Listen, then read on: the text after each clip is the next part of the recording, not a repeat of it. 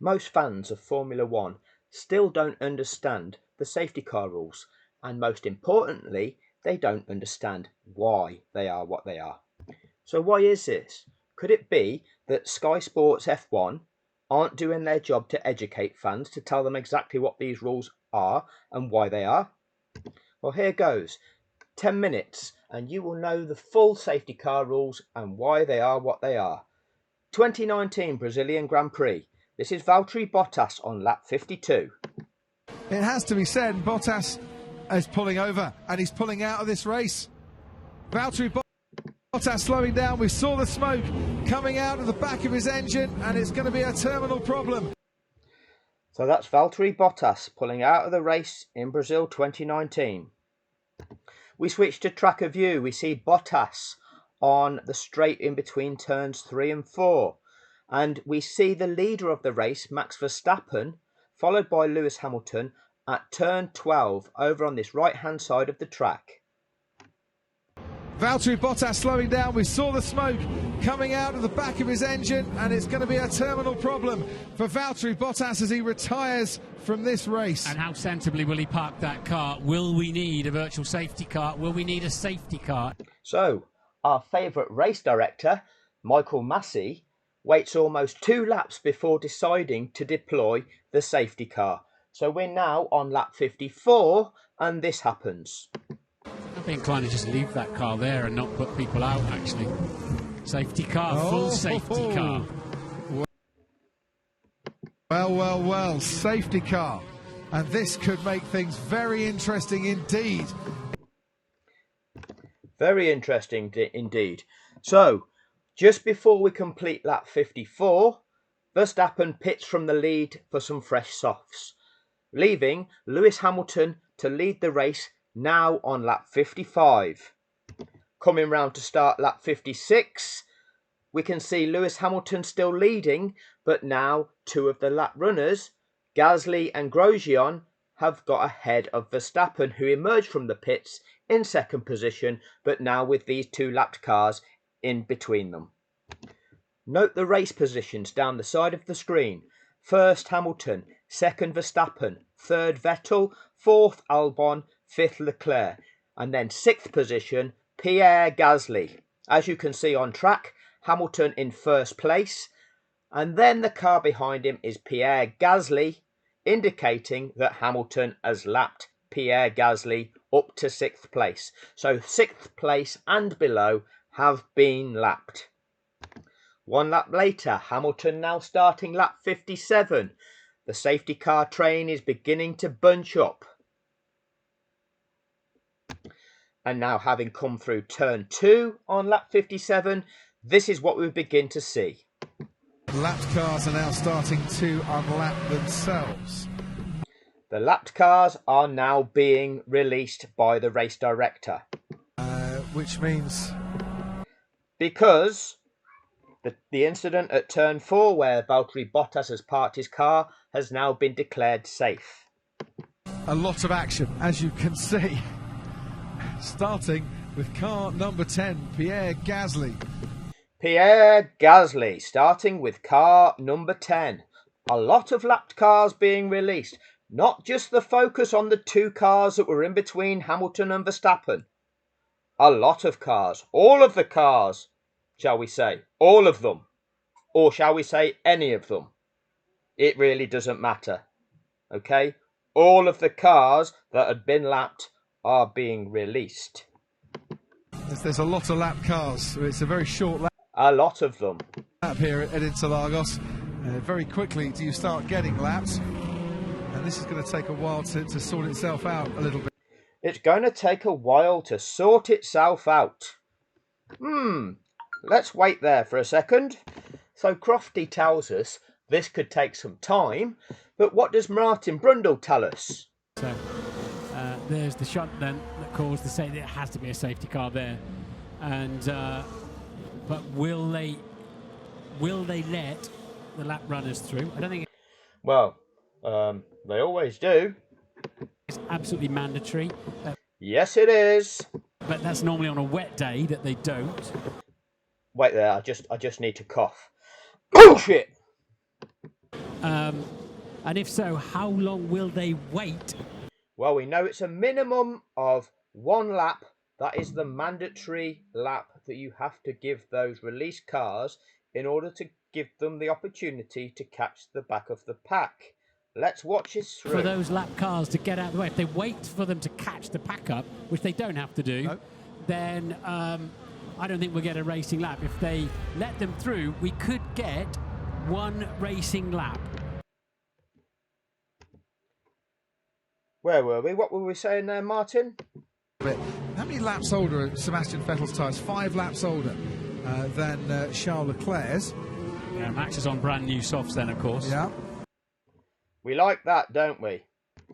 So, now, having completed lap 56, lap 57, all lapped cars have now been released. The anomaly here is that Robert Kubica had been lapped twice by everyone in the field except his teammate Russell. So the race director uses his discretion in allowing him to be released, but not waiting for him to make up 2 laps. Okay, that's the anomaly of this race. But Kubica still gets released. So we're in this position now, just about to start lap 58. So this is going to be the mandatory safety car lap. Let's hear what Brundle and Crofty have to say. Unlapping himself, and with Russell now doing that, that means that all the lapped cars have unlapped themselves. But Pierre Gasly is just going through Lorania. So all the lapped cars have unlapped. Okay, so Hamilton at turn 2 and going down to 5th place in that set of 5 cars, all in a bunch at the start of the lap, is there. 6th place is Gasly, having just come through turn 9. The little pine tree at turn 8, while Charles Leclerc is going through turn 1. So there's a massive gap for the pack now to catch up with the top 6 who were all running on the lead lap. There you go. So there you can see the big long distance in between the 2. So that safety car, Martin, could be out for a couple of laps longer, do you feel? The safety car could be out for a couple of laps longer. Is that what you just suggested, Crofty? Yeah, if they're going to let them get all the way back round to the back of the pack, yeah. And I kind of think they need to do that because it's such a short lap here. What you don't want. You kind of think they need to do that. Why would that be? Might it have anything to do with this? The FIA International Sporting Code? Let's have a quick look. We don't have to look into it all that far to find the reason. 1.2.3.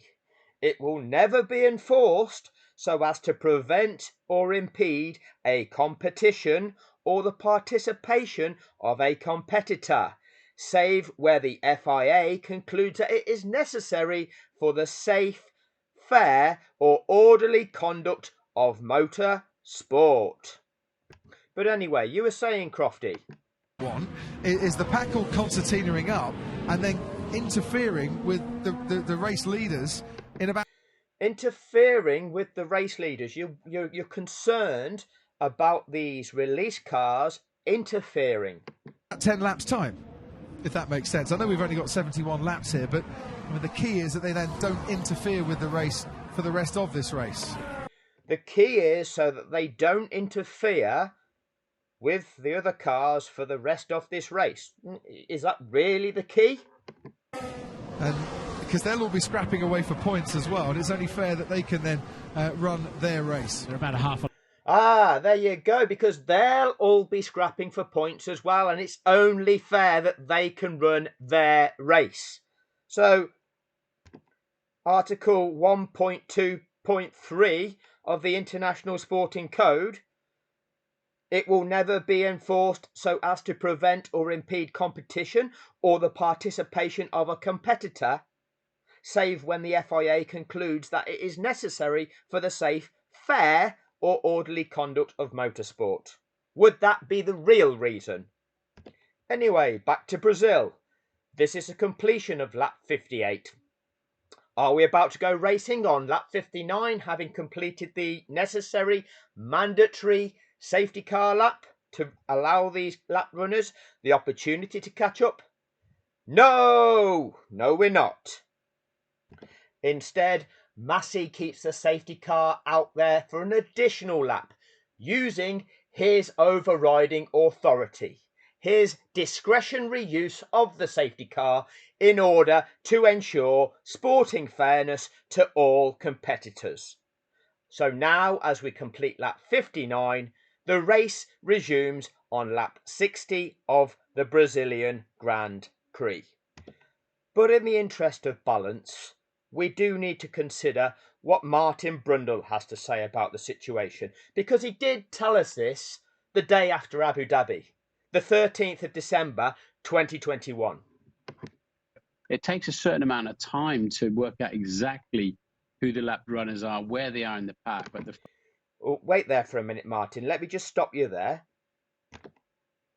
Can we not just look at data view and look down this little column here where it says plus 1 lap? Will that not tell us which competitors have been lapped? So in Abu Dhabi, Lando Norris, the first of those cars that they released, plus 1 lap, and all of these cars underneath, they're the lapped ones. But as you were saying, Martin, fundamental point of that rule is to make sure that they don't get in the way of a great duel towards the end of a Grand Prix, and that's only happened, didn't it? The fundamental point is so that they don't get in the way of a great duel at the end of a Grand Prix. Let's see if that's true, Martin. So we all want to see the outcome of the Brazilian Grand Prix, don't we? I can't leave you hanging. Here we go. The checker flag is out. The Brazilian Grand Prix goes to Max Verstappen. Yay! Max Verstappen wins. Who else was involved in that duel with Max? Year after he finished second and had it taken away, it is redemption day. Hamilton fights Gasly to the line. Gasly comes home. Gasly? What's Gasly doing there? Gasly had been lapped. He's not allowed to interfere with the duel at the end of the race. What's going on here? To take second place by less than a... Surely the fundamental point of releasing Gasly is so that he doesn't interfere with the duel. What on earth is Gasly doing interfering with a duel? 10th of a second and win his first podium in Formula One. Hamilton. Well done, Pierre Gasly, your first podium in Formula One. So is the fundamentals so that they don't interfere with a duel, or is the fundamentals underpinned by the FIA International Sporting Code? Article 1.2.3. It will never be enforced so as to prevent or impede competition or the participation of a competitor. Someone's lying to you. Somebody is being paid to lie to you. Somebody is being paid to gaslight you about the rules of the sport and what they truly are and what the implications of them are. I wonder why that might be.